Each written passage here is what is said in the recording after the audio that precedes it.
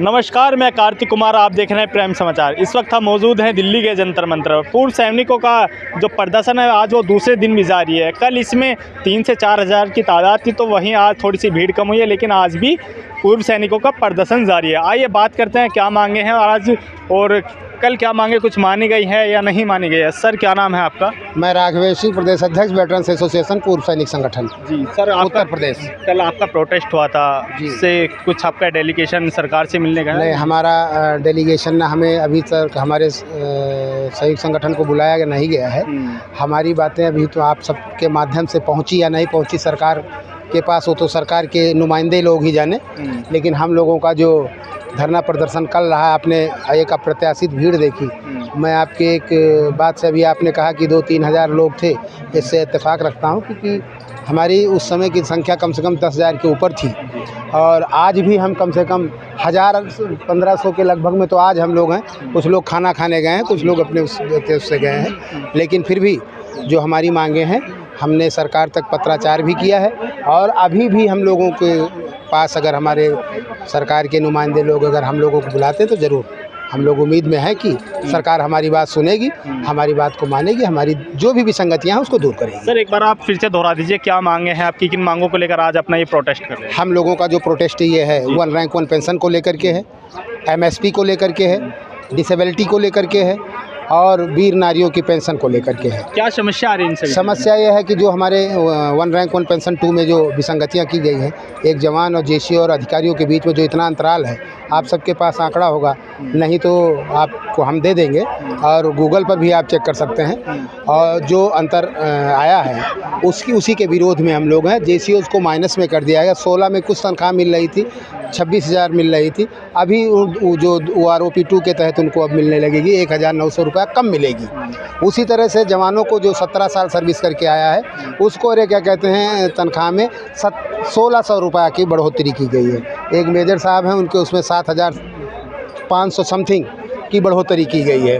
तो यही सारी दुश्वारियां हैं कि एक तरफ काट रहे हो एक तरफ बढ़ा रहे हो। ऐसा क्या है? उन्होंने कौन सा ऐसा कार्य किया है जिससे इनको पारितोषिक दिया जा रहा है और हमने कौन सा ऐसा काम किया है कि हमें उससे डिग्रेड हो क्यों रहा है? कहीं बढ़ाई जा रही है तो कहीं कम की जा रही है। ये सरकार में बैठे नुमाइंदे जो उनके हैं, जो उनके ब्यूरोक्रेट्स हैं, जो उनके जो अधिकारी हैं, उन अधिकारियों की मंशा सरकार को हिलाने की है। वो ये नहीं चाहते कि सरकार के अच्छे कामों की सराहना हो। सारे अधिकारी बैठ कर के ये लगा रहे हैं कि सरकार को कैसे बदनाम किया जाए। आज हम सैनिकों को सड़क पर नहीं आना पड़ता। जिस तरह माननीय प्रधानमंत्री जी की मंशा है कि हमारा जवान समृद्ध सुखी रहे, उसी हिसाब से उन्होंने MSP को लागू करने के लिए किया था, 1 रैंक 1 पेंशन लागू करने के लिए किया था। लेकिन इन अधिकारियों की गैर जिम्मेदाराना हरकत ये साबित करती है कि जवानों के पेट पर लात मारा, जेसीओ के पेट पर लात मारा। 28,67,000 जवान जेसीओ के पेट पर लात मारा है और ये 4 लाख अधिकारियों ने मिल करके उनके सुविधा के लिए इन्होंने काम किया है और ये गलत है।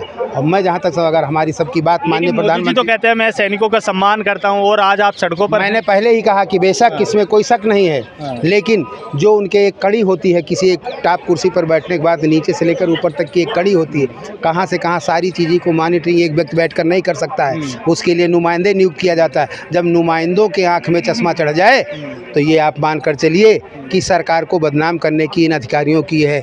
अधिकारी नहीं चाहते उस कुर्सी पर वो बैठे, उनका विरोध हो, ये चाहते हैं। और जब हम लोग विरोध करेंगे तो एक मैसेज जाएगा कि हिंदुस्तान की सेना के पूर्व सैनिकों ने इसका विरोध किया है, ये मंशा अधिकारियों की है, इसीलिए हम लोगों के साथ में ऐसा किया है। अपना पेट भरने के लिए हमारे मुँह से निवाला निकाल लिया है।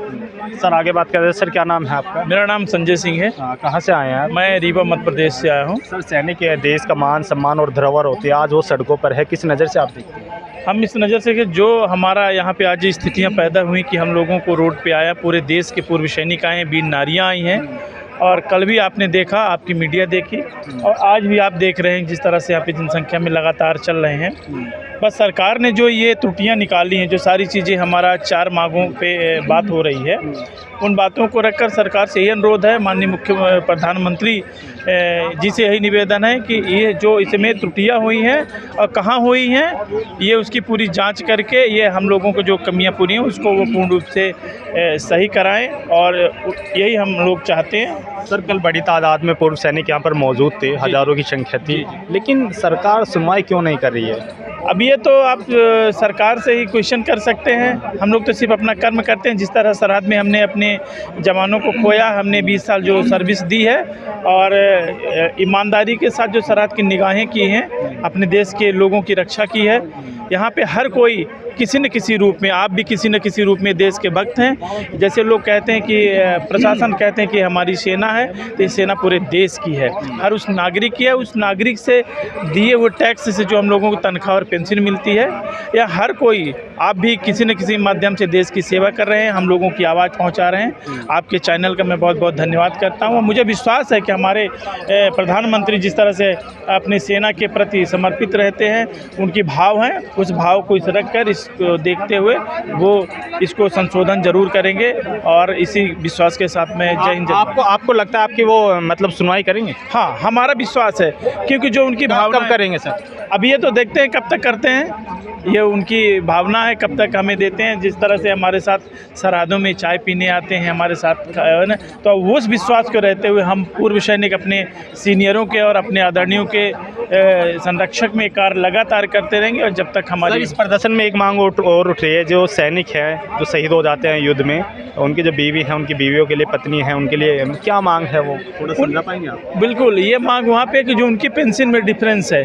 क्या डिफरेंस है? डिफरेंस आप जानते हैं, जो उनकी पेंशन मिलती है, एक अफसर वीर नारी की जो है पेंशन में आपको कम से कम 40% से 50% का इजाफा होता है। जिसको 60,000 अगर पेंशन मिल रही तो इनको 11-12 हज़ार में करना पड़ता है।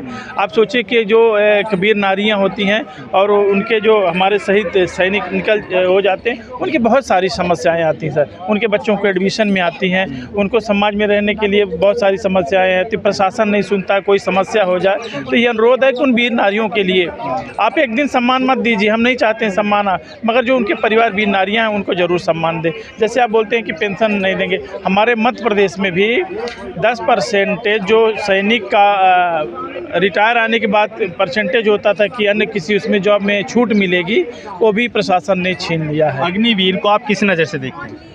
अग्निवीर सर जिस तरह से इस देश में चल रहा है, ये उसका कोई बहुत मजबूत इस तरह से रीढ़ की हड्डियों कमज़ोर की जा रही भारतीय सेना की।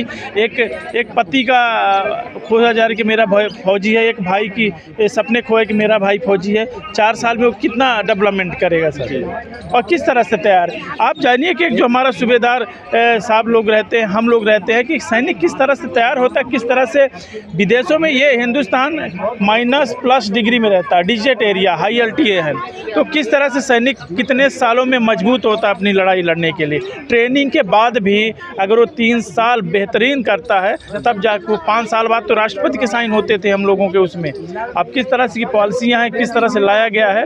और हम कहते हैं कि आप चलाइए, बहुत अच्छी है, मगर एक ही ट्रेनिंग में आप पूरे जो नीचे BSF, CSF, ICP पुलिस होती है, उनको कन्वर्ट कर दीजिए। बेरोजगारी के लिए 40 अग्निवीर करने की ज़रूरत नहीं है। जो आपकी ट्रेनिंग पुलिस में लग रही है, तो police training centre, BSF training centre, CSF है, आर्मी की ट्रेनिंग करवाइए और उनको नीचे कन्वर्ट करते जाए, तो उधर भी प्रशासन का पैसा बचेगा। अग्निवीर जैसे समस्याएं होती हैं, इन भी नहीं होगा। सर, आप अग्निवीर योजना को किस नज़र से देखते हैं? अग्निवीर योजना एक सरकार की, इस सरकार की महत्वाकांक्षी योजना थी, जिस पर हम ज़्यादा ना बोल करके इतना ही कहेंगे कि एक बच्चा जब जन्म लेता है जी, तो उसको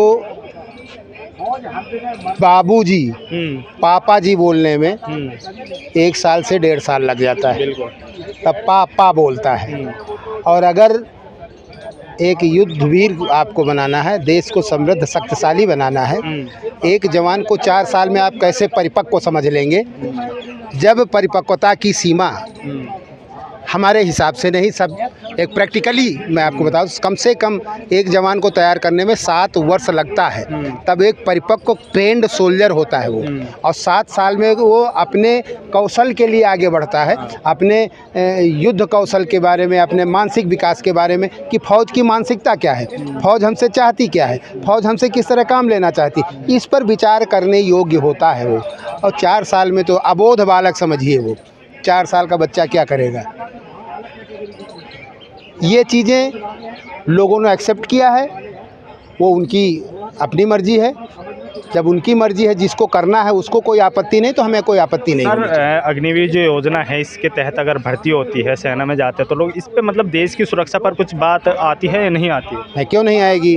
आज हम परमानेंट हैं, आप 4 साल के लिए गए तो एक मनोभाव होगा, एक भाव होगा आपके अंदर कि मैं बैठा हूँ, आप अग्निवीर हो, मैं परमानेंट हूँ, अभी बॉर्डर पर मैं ड्यूटी दे रहा हूँ। आपके मन में भी ये भाव आ सकता है कि यार हम तो 4 ही साल के लिए, हम क्यों इतना रिस्क लें, जो वहाँ बैठे हुए हैं वही करें। और जो वहाँ बैठा हुआ परमानेंट आदमी बोलता है कि ये 4 साल के लिए आया है, इसी को यहाँ बिठाओ, यही ड्यूटी करे, तो कहीं ना कहीं वो एक फ्रैक्शन बाजी आने की संभावना है और फ्रैक्शन हो सकता है इसके ऊपर, ये समय की बात है।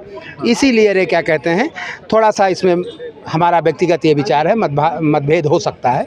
देखिए क्या होता है क्या नहीं होता। सर, तो लास्ट सवाल, अगर आपकी मांगे नहीं मानी जाती है तो आपका अगला कदम क्या बस होगा और यही किस होगा तरीके जो की प्रदर्शन की तैयारी है आपकी? प्रदर्शन यही होगा, हम लोग यहीं जब तक नहीं मानी जाएगी, जब तक हमारी कोई नहीं सुनेगा, हम यहीं पर आपको बैठे मिलेंगे।